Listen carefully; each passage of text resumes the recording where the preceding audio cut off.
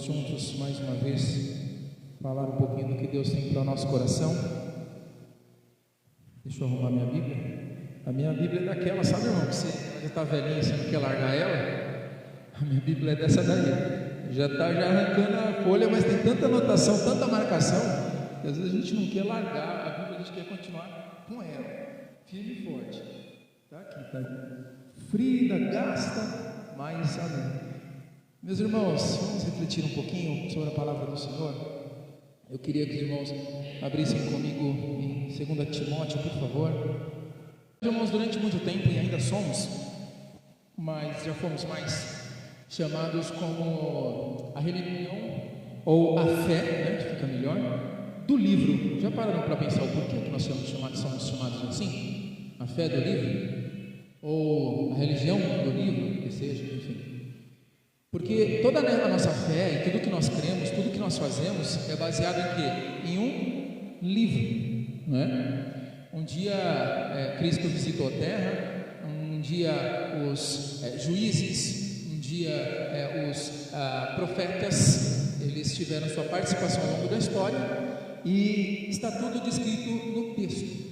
E nós temos esse texto. Como já falamos aqui muitas vezes, os irmãos sabem que em muitos lugares ainda não tem esse texto e tem dificuldade de ter a facilidade que nós temos para poder ter a Bíblia, né? A gente sabe que países como a Coreia do Norte é muito fechado e até a Bíblia online eles bloqueiam, né? Enfim, então a dificuldade o acesso da Bíblia é muito grande. E nós não, né? Às vezes nós temos 2, 3 em casa, nós temos à nossa disposição a hora que nós quisermos para a gente poder ler e ter na palma da nossa mão a Bíblia no celular, né?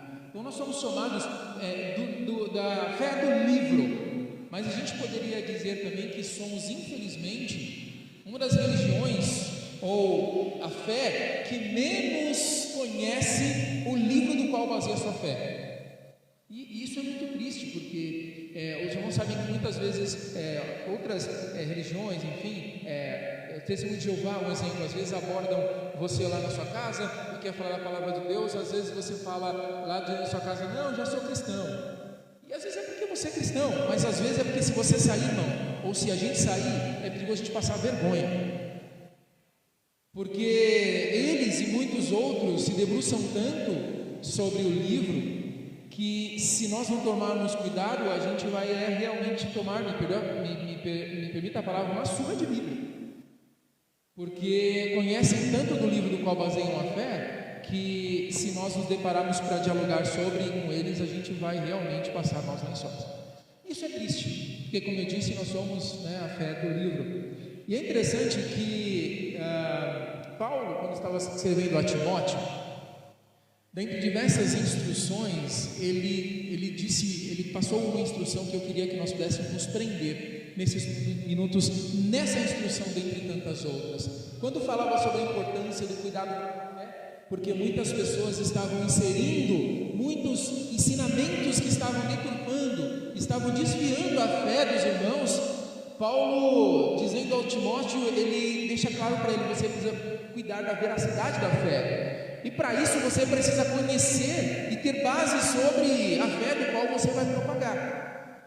Então, em 2 Timóteo, capítulo 2, no verso de número 15, ele dá uma instrução para Timóteo, que eu queria que nós guardássemos em nosso coração, porque essa instrução é nossa também. Quem encontrar pode ler em alto e bom som, por favor, 2 Timóteo 2, 15.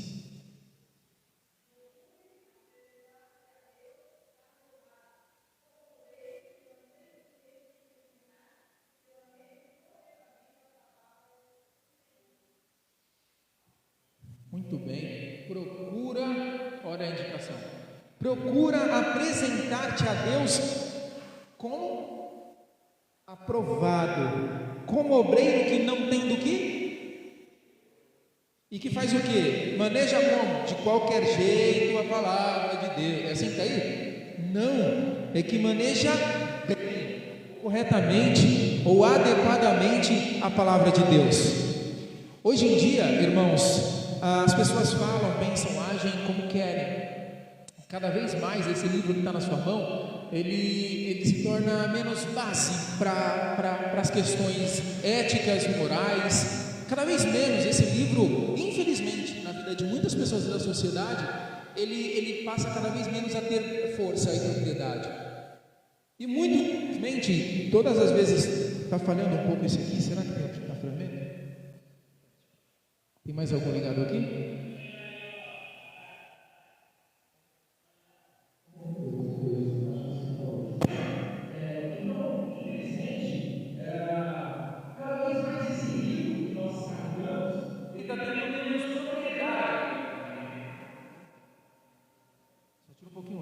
Ele está tendo menos propriedade para poder defender a nossa fé e para poder trazer questões morais e éticas para a nossa sociedade. As pessoas têm esse livro como arcaico, escrito por homens, e tantas informações. E se nós, que acreditamos ser esse o livro base para a nossa fé, se nós não conseguimos defender esse livro, a palavra do Senhor, em nossas vidas primeiramente, cada vez mais as pessoas vão tendo menos apreço por esse livro. Então hoje as pessoas, elas agem como querem, fazem como querem, segundo sua vontade. As religiões surgem por falta de pessoas preparadas para poder defender a fé. Hoje nós temos tantas religiões, tantas igrejas que são tidos claramente como seitas que deturpam a palavra de Deus, que elas nasceram em algum momento, porque não houve uma defesa da fé. Paulo defendia tão claramente o evangelho e dizia que se alguém viesse pregar um outro evangelho, que fosse anátema, que fosse mentira, que fosse revogado esse evangelho. E hoje a gente vê, infelizmente, que às vezes quando você vai falar assim, qual a sua religião? Aí às vezes você vai falar assim, eu sou evangélico. Às vezes parece que junto com a palavra evangélico, parece que precisa vir uma explicação de que tipo de evangélico você é. Não, mas eu não sou aquele evangelho que passa na TV, que tem expulso os demônios, não, eu não sou daquele evangelho que fica colocando pão atrás da porta para os maus, e tal. Não, eu não sou esse. Parece que a gente precisa ficar explicando. Não, mas eu não sou o evangelho de tal igreja. Parece que a gente precisa explicar. Por quê? Porque está cada vez mais se perdendo o evangelho, que a gente parece que tem que fazer explicações. A gente só fala, né? Alguns, em vez de falar que é evangélico, eu não sou cristão em Cristo, creio em Cristo, enfim, tentando se distanciar um pouco desse movimento que a gente vê hoje em dia. Mas, enfim, as religiões, elas não usam o texto para basear a fé e suas doutrinas e seus costumes e hábitos da igreja, mas eles criam suas campanhas e seus movimentos e vai encontrar uma base para suas campanhas e para os suas artimanhas dentro da Bíblia. Então é forçar a Bíblia para encontrar algo para poder basear a minha campanha, enfim, os irmãos sabem o que eu estou falando, é só ligar a televisão, né? Que os irmãos veem muito disso. Porém, Paulo, ele nos instrui sobre a importância de estar preparado. Preparado para quê? Primeiro, para você estar firme e constante na fé e na fé verdadeira, sem permitir que todas essas situações venham desviar a sua mente para tantas possibilidades de confusão que está aí ao nosso redor. Porque às vezes a gente erra por falta de conhecimento, a gente é confundido por falta de conhecimento. Então, eu queria que vocês mantessem a Bíblia, por favor, aberto comigo nesse verso, porque nós vamos fazer uma reflexão responsiva e passo a passo do que Paulo está nos dizendo nesse versículo estritamente, tá?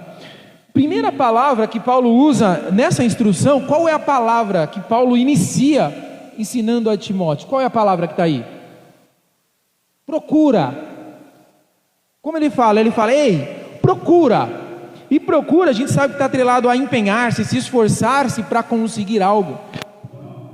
Exemplo, quando eu procuro socorro, eu estou indo em busca de alguma coisa. Assim como é uma busca, assim como o imã, sabe o imã, quando você tem dois lados do imã, um que você não consegue encostar e tem aquele outro que, se você se aproximar, ele puxa um ao outro, ele procura, ele tenta encontrar de alguma forma. Quando nós precisamos de algo, nós procuramos com persistência até encontrar. E quando nós não encontramos, nós não desistimos. A procura em busca de algo, quando nós encontramos, nós não desistimos. Paulo começa a instrução falando assim: procura, busca, vá atrás e vá atrás do amigo com o desejo de querer encontrar.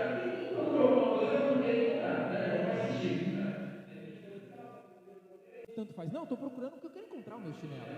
Então, eu estou procurando, eu estou buscando, então eu vou buscar até encontrar. Principalmente se for algo indispensável, eu preciso sair, preciso da minha carteira para dirigir, e sem ela eu não vou sair. O que eu vou fazer? Eu vou procurar até encontrar, porque eu preciso, então eu busco, eu vou atrás.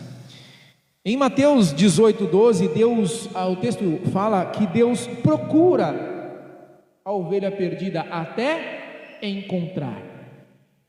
Deus procura a ovelha perdida até encontrar. Em João 14:23, o texto fala que Deus procura verdadeiros adoradores. Deus faz o quê? Deus procura. Deus busca, vai atrás de encontrar verdadeiros adoradores. Desde o jardim do Éden em diante, Deus procura o homem que se esconde e não se apresenta. Já no jardim do Éden, o homem pecou e fez o quê? Se escondeu. Então, a partir dali, Deus começou o quê? A procura e a busca. Adão, cadê você? O que é isso? É Deus procurando. Procurando no sentido de busca, né, irmãos? Deus sabia onde é que Adão estava, e o sentido de cadê você não é de que lugar você está, ou seja, atrás de que árvore você está. A gente não sabe que não é esse o sentido. É o sentido do pecado que foi cometido naquele momento. Porque Deus procurando Adão é como uma criança que se esconde atrás do sofá e as pernas ficam aparecendo, e você procurando ela, mas as pernas dela estão aparecendo lá, então você sabe que ela está ali. É mais ou menos isso, né? Deus procurando o homem atrás de uma árvore, não faz sentido. Mas o texto fala que Deus procura o homem. Agora, o que acontece? Paulo vem nos instruir a fazer o quê? Fazer o contrário. Não é ele quem procura a ovelha perdida, não é ele quem vai procurar os verdadeiros adoradores, não é ele quem vai nos procurar no jardim do Éden. Não, ele fala: ei, procura para nós. Agora é a sua vez. Procura, busca, vai atrás até encontrar. Ou seja, nesse sentido, ele está falando aqui: não espere Deus nesse sentido e te procurar. Procura você que tem que buscar. Ou seja, procura o que? Apresentar-te a Deus. Então, ou seja, primeira abertura da instrução dele parte de quem? De Deus não, parte da gente.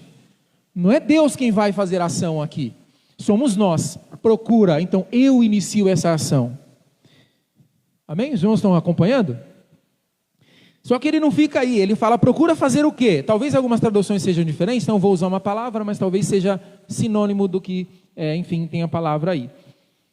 Procura o quê? Apresentar-te. Alguma palavra diferente aí? Procura apresentar-te. O que é se apresentar? É se mostrar, exibir, se expor, estar presente e se colocar à disposição. Isso é se apresentar. Então ele fala: ei, procura, mas procura o quê? Procura fazer o quê? Procura se apresentar, estar à disposição, se expor diante da situação.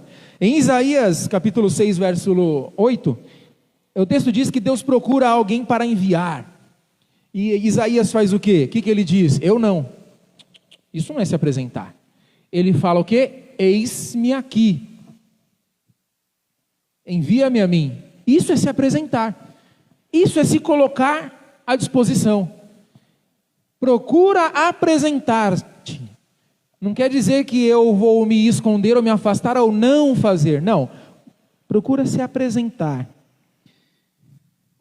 Vivemos dias em que Deus faz e nós recebemos.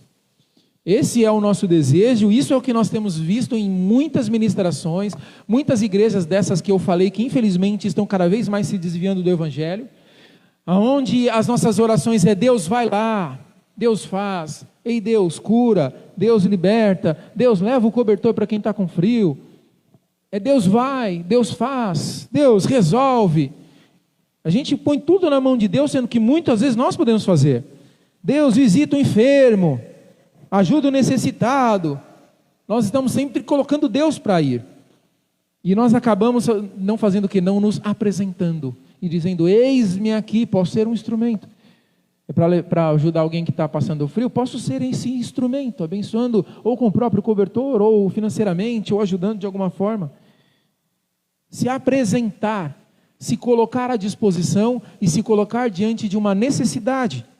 Isso é se apresentar. Isso é o que o texto diz logo em seguida a dizer: procura apresentar-te.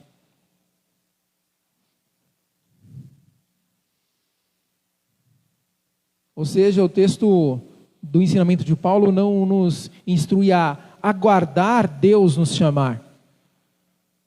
Ele nos incentiva a nos apresentar.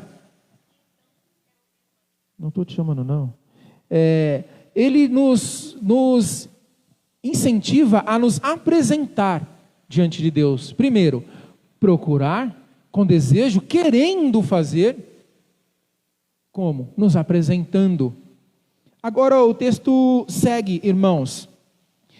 Se apresentando a quem? Procura apresentar-te a quem? A Deus. Procura apresentar-te a Deus. E olha interessante, quando ele fala procura apresentar-te a Deus, ele está falando de um Deus que é o que? Onisciente. O que é ser onisciente? É aquele que conhece todas as coisas, inclusive os pensamentos e as intenções dos nossos corações. Procura apresentar-te a Deus, alguém que te conhece, alguém que conhece suas intenções, seus desejos, o que passa na sua mente e no seu coração. Ou seja, ao nos apresentamos primeiramente a Deus. Não nos apresentamos a qualquer pessoa, mas a um Deus que nos conhece. E é aí que não dá para se apresentar de forma falsa.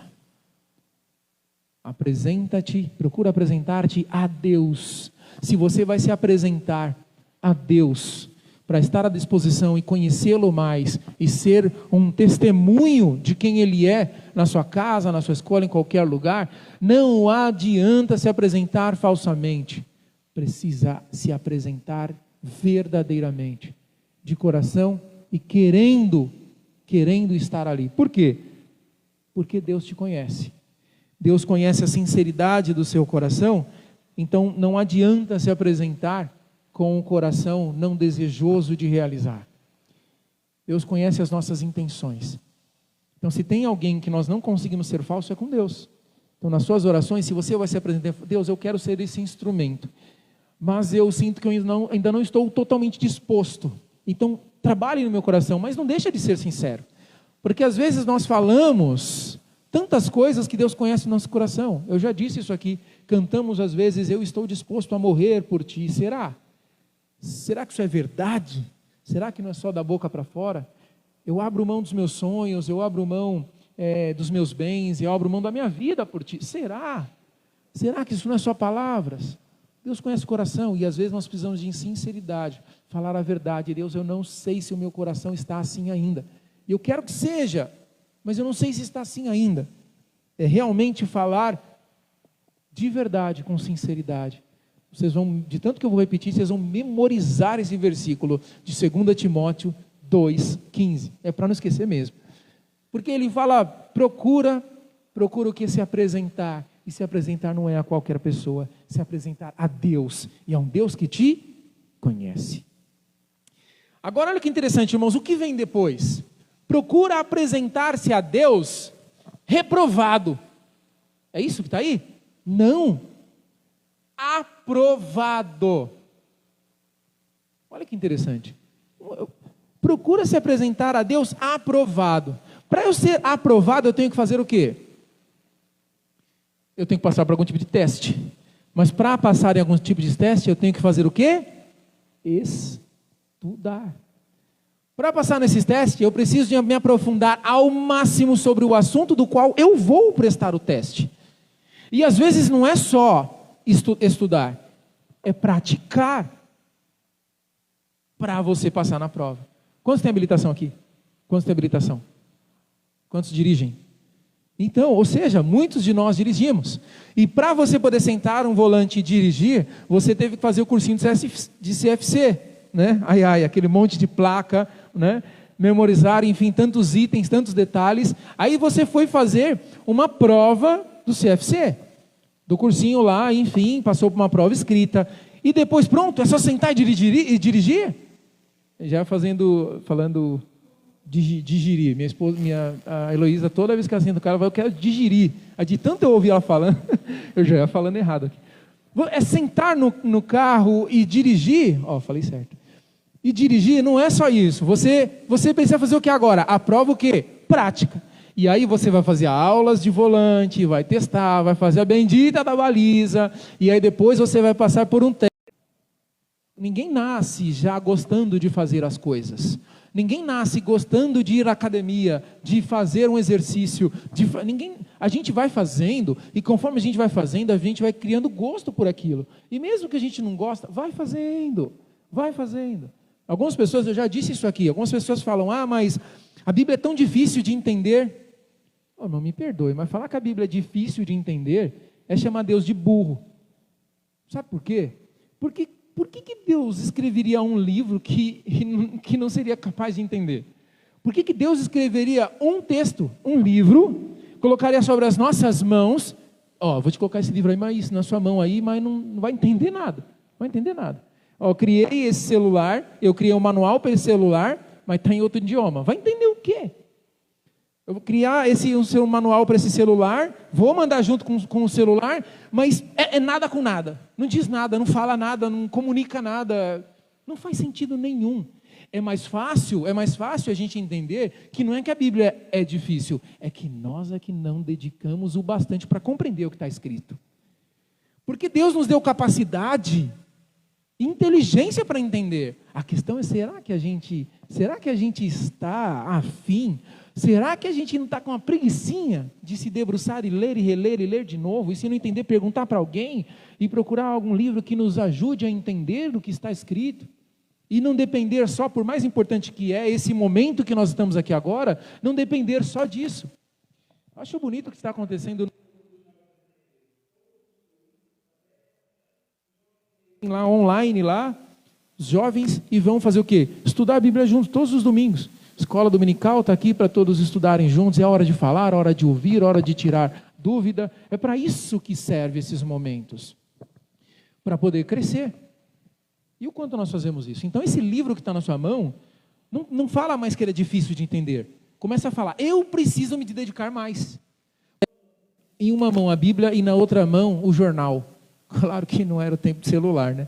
Então, por isso que ela falou jornal. Mas não é o jornal. Em uma mão a gente tem que, hoje em dia, né? Em uma mão a gente tem que estar com a Bíblia e na outra as notícias. Seja pelo jornal, seja pelo seu celular, seja numa revista, seja onde for. Para quê? Para dar luz à realidade do mundo, através do quê? Da Bíblia.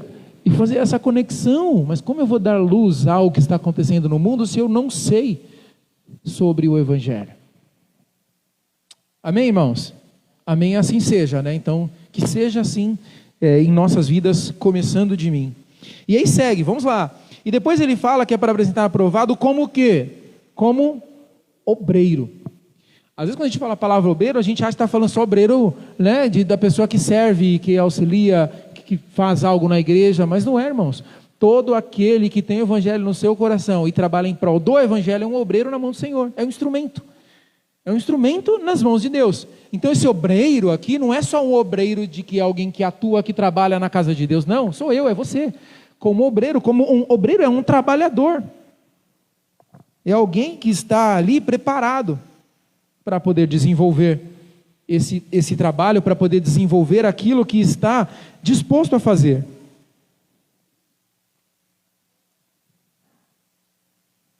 E após dizer que nós precisamos nos apresentar preparados, ou seja, aprovados, ele fala por quê?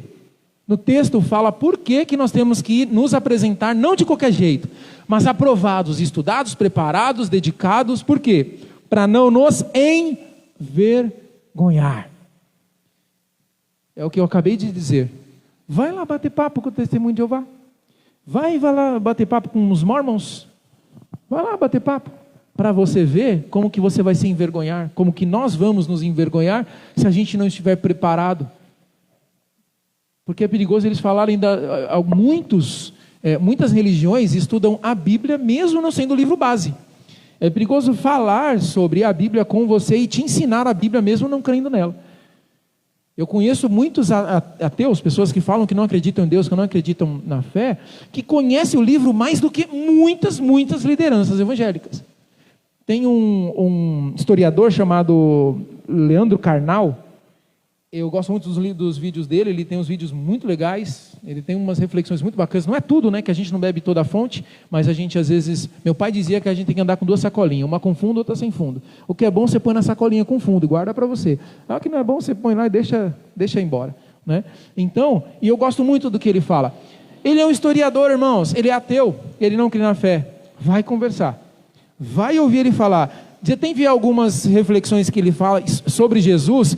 Ô, meu irmão, senti a presença de Deus ouvindo ele falando sobre Jesus. Ele não crê no que ele está falando, mas eu creio. E ele fala com uma profundidade tão grande sobre o Evangelho, que, irmãos, é perigoso fazer muita gente que crê como livro base se perder. E eu não estou falando a gente, não, ele é um historiador, pessoa estudada, estou falando gente estudada mesmo. Sentar para conversar com ele é perigoso se perder. Então, irmãos, a gente não pode deixar a luz ser mais forte do que as trevas ser mais fortes do que a gente. Nós precisamos iluminar. E como iluminar? Como iluminar se a gente não tiver chama para clarear essa situação? Precisamos. Se envergonhar, ou ser envergonhado, é vivenciar uma realidade de desonra, opróbrio, humilhação. Isso é se envergonhar. E nós não podemos deixar o Evangelho passar por isso. Não podemos deixar Cristo passar por isso, porque nós somos instrumentos dele hoje na terra. Cristo em carne hoje não está aqui. Ele está em espírito no nosso coração, atuante nas nossas vidas. Mas nós, como costumamos dizer, cristãos, pequenos Cristos em miniatura, a ação de Cristo, reflexos de Cristo nessa humanidade, diante dessa humanidade, que reflexo distorcido é esse, irmão? Que reflexo distorcido que é esse aí? Miniatura de quem que a gente está sendo, se a gente fizer o Evangelho ou o próprio Cristo se envergonhar? E sermos humilhados diante dessa situação, acabando tendo uma má reputação, um mau exemplo, dando um mau exemplo, vivenciando situações embaraçosas. Jesus, irmãos, como diz 2 Coríntios, ele sofreu vergonha, e vergonha de cruz, e por nós. Jesus sofreu a vergonha de cruz porque carregou os nossos pecados que não eram dele, e o pecado é sinônimo de vergonha. Ele carregou a vergonha por nós. Agora, nós vamos permitir com que esse evangelho, esse sacrifício seja envergonhado? Aí não dá. Então nós precisamos lutar contra isso. Jesus sabe o que é ser envergonhado. Por isso, através de Paulo, ele instrui para que possamos manejar bem a palavra da verdade, para que nós não possamos não ser envergonhados e muito menos a palavra. Amém? Os irmãos estão acompanhando? E o texto vai caminhando para uma conclusão. Então, ele fala como obreiro que não tem do que se envergonhar e que faz o que com a palavra? Maneja. Manejar, irmãos, é ter conhecimento amplo sobre algo. É praticar com facilidade, é dominar. Manejar é dominar, eu domino. Não sei o que os irmãos gostam de fazer ou faz bem, mas se você faz bem, você domina o assunto. Não, eu gosto de estudar sobre tal assunto. O Ricardo gosta de estudar sobre judaísmo, a gente conversa bastante sobre essas questões. Pode não saber tudo, mas se tiver que bater um papo, ele vai dominar muito dos assuntos. Por quê? Porque ele estuda, porque ele se debruça sobre isso. Os irmãos que têm uma formação específica sobre uma área, pode não saber tudo, porque quem sabe, mas domina aquilo que faz. Quem gosta de cozinhar, domina as panelas. Quem gosta de consertar carros, domina aquilo que faz, consertar coisas, enfim. Por quê? Porque faz, porque estudou, porque pratica, então domina, maneja bem aquilo que faz. Então, ou seja, Paulo, ele diz que para nós não nos envergonharmos, nós precisamos manejar bem. Nós precisamos ter conhecimento sobre a palavra da verdade, praticar, dominar o que está escrito no texto. E está à nossa disposição, está aqui para a gente poder dominar. A gente costuma dizer, mas existem muitos cristãos, e faça essa autoavaliação, tá? Ninguém precisa fazer essa avaliação para você. Muitos cristãos que têm 15 anos de igreja e nunca leu a Bíblia uma vez. 15, 20 anos de igreja e nunca leu a Bíblia uma vez. Ah, mas o livro é grande, irmão, é 20 anos. É 15 anos. Lê um pouquinho por dia que você vai ler a Bíblia inteira pelo menos uma vez. Como pode a gente falar que nós somos a fé do livro, sendo que eu nem li esse livro uma vez?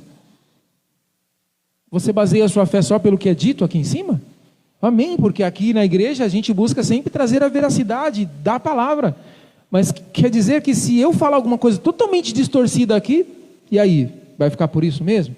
Preciso manejar bem a palavra para não ser envergonhado e não ser confundido. Se não começou ontem, irmãos, a gente pode começar amanhã, a nos aprofundarmos no texto bíblico.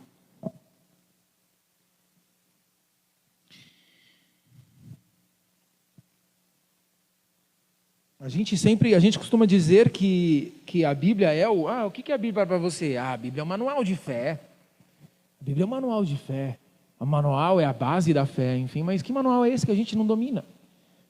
Se a Bíblia é um manual de como nós podemos viver, ou que fala sobre a nossa salvação, processos de crescimento da nossa vida, de como nós nos parecemos mais com Cristo, a história para que nós chegássemos até aqui, enfim, que manual é esse que a gente não conhece?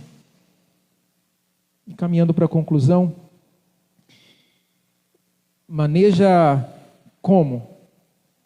Fala, maneja para não serem envergonhados, então maneja como? Está escrito aí. Bem.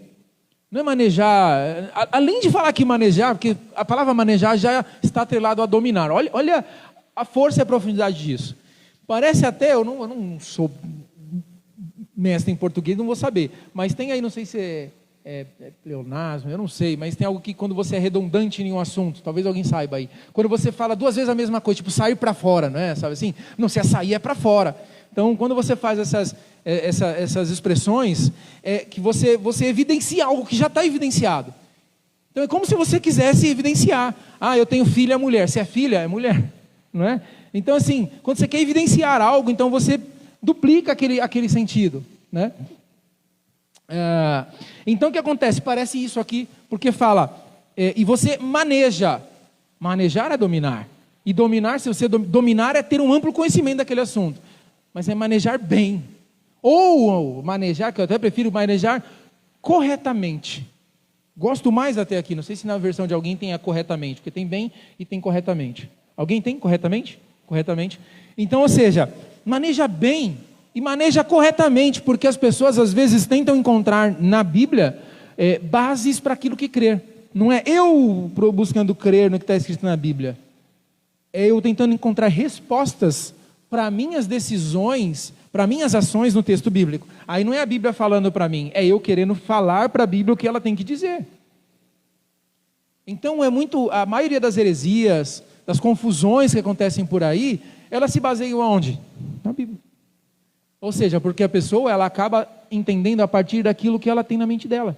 Costumes, doutrinas, às vezes de algumas igrejas acabam sendo baseadas em um único texto. Um único versículo. Se eu pegasse só esse versículo que a gente está aqui dialogando e desenvolvendo aqui o nosso conhecimento sobre ele, e baseasse, colocasse uma doutrina, eu estaria sendo equivocado por mais verdade que poderia ser. Por quê? Porque a gente precisa de um contexto. Tem até aquela frase que fala, né, que um texto sem contexto é um pretexto. Você vai se perder nesse processo aí. Então precisa ter um contexto. O que diz? Para que eu pudesse trazer essa mensagem para os irmãos sobre 2 Timóteo, capítulo 2, versículo 15, eu não leio só o versículo 15, nem o versículo 14, nem só o capítulo 2 de 2 Timóteo. Eu li 2 Timóteo inteiro. Por quê? Porque para chegar aqui tem alguns versículos que antecedem sobre o que está falando, qual é a ideia para chegar até aqui. Por isso que aquelas caixinhas, hoje eu quero meditar na palavra do Senhor. Aí você pega aquela caixinha, não sei se alguém tem isso, aquela caixinha antiga, minha avó tinha, que você puxa, ela tem um monte de papelzinho lá com versículos, né? E você pega um papelzinho lá e você lê um versículo lá, aleatório assim. E aí você, já meditei na palavra do Senhor. Aí você guarda na caixinha. Tinha uns que eram um chaveirinho, era um chaveirinho cheio de promessas de Deus. Aí você abria uma chaveirinha e tirava lá, enfim.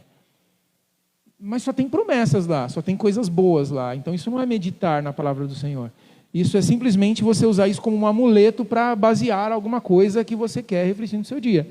É errado? Não, se você simplesmente olhar aquilo como um verso aleatório. Ok, é a palavra do Senhor ali dentro.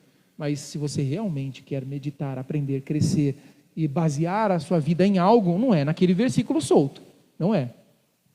A gente às vezes tem a Bíblia na nossa casa lá, que a página do Salmo 91 está até amarela, empoeirada lá em cima da estante. Mas o que realmente quer dizer aquele Salmo 91? Não sei, mas está aberto lá. Parece que é para expulsar mau agouro, né? Está aberto lá no Salmo 91. Irmão, a Bíblia não funciona assim, né? Tá? Então, ou seja, maneja corretamente, adequadamente, cuidado para não ser confundido, tá? Agora, maneja o quê? Claro que a gente já está falando isso desde o começo. O versículo termina falando o quê? A palavra. Maneja bem a palavra da verdade. É isso que é para ser manejado. Ou seja, a gente tem tudo aqui.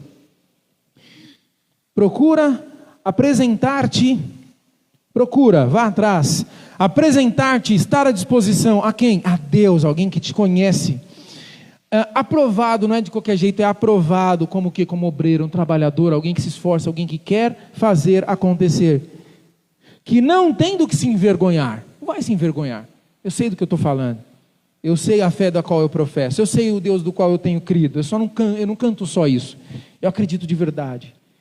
E que maneja corretamente, maneja bem o quê? A palavra da verdade. Amém, meus irmãos? Que isso?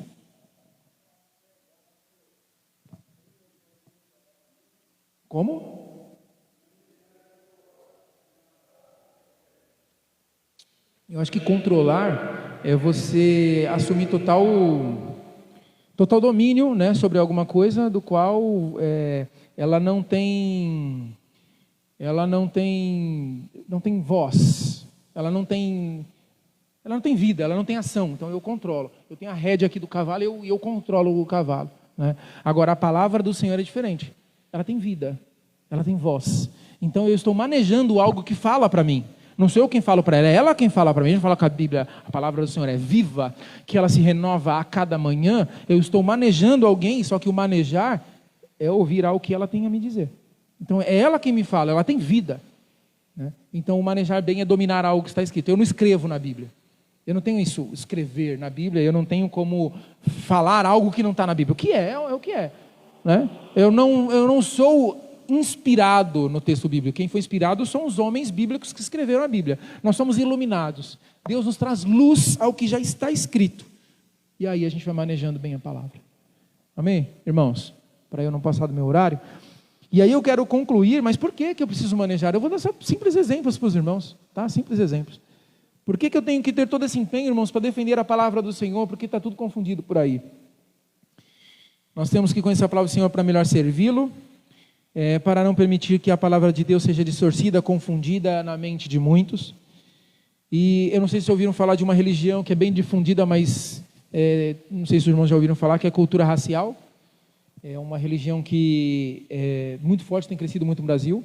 Para essa religião, cultura racial, Cristo foi apenas um filósofo, que já existiu, assim como Buda, lá, Maomé e outros. Para eles é isso, Jesus é isso. E se você for buscar saber por que eles dizem isso, eles vão encontrar base para isso. Então, se a gente não souber manejar bem a palavra, é isso aí que vai se alastrar pelo mundo afora. Os mormons, que já é uma religião, enfim, extremamente forte, os irmãos sabem, para eles, o sangue de Jesus não é suficiente para expiar todos os pecados. Não é, o sangue de Jesus não é o bastante para expiar todos os pecados. É o que diz os mormons. Um outro movimento, um movimento chamado Nova Era, que também é muito forte. Para eles, Jesus foi também um mestre espiritual, como ele tem existido muitos até hoje, como eu já disse, Maomé, Buda, Pitágoras e tantas outras pessoas. É uma religião que está crescendo. Para os espíritas, Jesus não é Deus, nem jamais afirmou ser. Então, para o espírita, Jesus não é Deus. E nem jamais afirmou ser. E o livro base, por mais que eles tenham alguns preceitos da Bíblia que eles usam, mas o livro base não é. É o livro dos espíritos. Tá? Dentre outros, enfim, mas não é a Bíblia, mas vai conversar com muitos espíritos para saber se eles dominam o livro dos espíritos. Eles dominam, porque eles sabem a fé da qual eles professam. Por isso não podemos nos envergonhar. Os testemunhos de Jeová, que está tão pertinho aqui da gente, eles dizem que Jesus é uma das criaturas de Deus, sendo ele menor do que Deus. Está lá naquela revista que eles compartilham, Sentinela. Jesus, ele é uma criatura de Deus, ele não é Deus. Ele é menor do que Deus, é o que eles dizem. Tanto que se você pegar a Bíblia do Testemunho de Jeová, no versículo de João, Evangelho de João, capítulo 1, que fala, no princípio era Deus, no princípio era o verbo era Deus e o verbo estava com Deus. Se você pegar essa Bíblia, não sei se vocês têm, até na internet, você pode procurar lá a Bíblia, enfim, lá está escrito assim, ó, no princípio era o verbo e o verbo era um Deus. Era um, menor, mas era um Deus, é menor. Então, ou seja, nós cremos, e isso é tão importante para a nossa fé, está lá, eles professam isso, ensinam isso, e às vezes se eles baterem lá na sua porta, se você for falar com ele, é perigoso ele te mostrar claramente isso, e te fazer acreditar nisso se você não tiver base da sua fé. Vai ser confundido. Um outro movimento Hare Krishna, que também é muito grande, para eles a salvação é alcançada praticando yoga, com total devoção a Krishna, enfim. Tem um movimento que é um movimento que tem crescido, que é o movimento Meninos de Deus. Procura, se vocês quiserem conhecer um pouco mais. Para eles, olha isso, para eles, meninos de Deus, Jesus era um símbolo sexual. Ele teve casos com Maria da Madalena, com Marta, com a irmã de Maria. O Espírito Santo, olha o que está escrito no livro base deles lá. O Espírito Santo é feminino. Deus é sexy. Por isso devemos ser sexy. Não é eu que estou dizendo, irmãos. É o que está escrito lá no livro deles, que está se proferindo aí. E a gente está fazendo o quê? A gente está só vendo o nosso texto aqui, nas pregações aqui aos domingos. Então, mensagens como essa, fé professada como essas daqui, vão se alastrando e vai se esbarrando nos nossos vizinhos, nas nossas casas, e se a gente não estiver baseado e firme na nossa fé e no livro que a gente professa, irmãos, vamos ser confundidos, e aí o nosso papel aqui na terra, que é pregar o Evangelho e pregar é também defender a nossa fé, a gente não consegue chegar lá. Amém, meus irmãos? Que Deus possa tocar no nosso coração. Se você não tem desejo pela leitura bíblica, se você cansa, se você tem sono, irmãos, ore a Deus para que Deus te dê. Eu não vou lembrar quem, não vou lembrar se foi Spurgeon, não vou se lembrar se foi Martinho Lutero, não vou lembrar quem, mas tem um dos heróis da fé aí que tiver uma participação, que ele trabalhava muito e adorava ler a Bíblia, mas quando lia a Bíblia sentia sono. Ele diz no livro dele que ele lia a Bíblia, se subia em pé no vaso sanitário, colocava as duas pernas na borda, assim, agachava e lia a Bíblia ali. Quando começava a dar sono, ele balançava e voltava. Para ele queria tanto ler a Bíblia que ele usou uma estratégia para que ele não dormisse. Então ele costumava ler a Bíblia em pé, agachado em pé, com as duas bordas do vaso, equilibrando e lendo a Bíblia, porque aquilo mantinha ele desperto. E se ele balançava, ele despertava.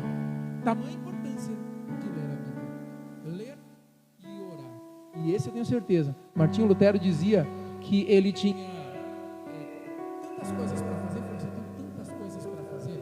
Eu tenho tantas coisas para resolver. Eu já iniciei meu dia com 2 a 3 horas de oração e leitura bíblica. Olha isso que interessante, né? O oposto do que a gente costuma pensar. Tenho tanta coisa para fazer que eu vou fazer só uns 10 minutinhos de oração e leitura bíblica. Não, eu falo, eu tenho tanta coisa para fazer que eu vou iniciar o meu dia com umas 2, 3 horas de devoção a Deus. Por quê? Porque aí você vai ver o seu dia render. Que aí você vai ter realmente os propósitos do seu dia acontecer. Amém? Curva a sua cabeça, eu quero concluir com uma oração.